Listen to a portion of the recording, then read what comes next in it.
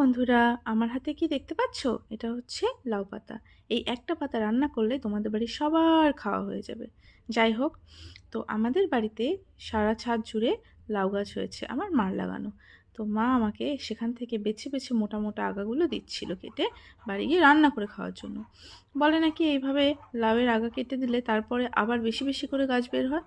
যাই হোক, দুঃখের কথা হচ্ছে এই যে এত সুন্দর সুন্দর ডগাগুলো, এটা কিন্তু আমি বাড়ি নিয়ে এসে একটু রান্না করে খেতেও পারিনি, আপনাদেরকে ভিডিওতে দেখাতেও পারবো না।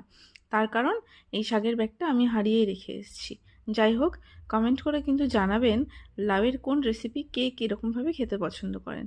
আমার তো লাউয়ের শাকটাই বেশি পছন্দ, তবে লাউ নাকি শরীরের পক্ষে খুব ভালো, খুব ঠান্ডা। প্রত্যেকটা আগা থেকে লাউ বেরিয়েছে প্রচুর পরিমাণে। যাই হোক, এরপরে কিন্তু এই লাউ শাক থেকে আমরা অবশ্যই আপনাদেরকে রেসিপি বানিয়ে ভিডিওতে দেখাবো।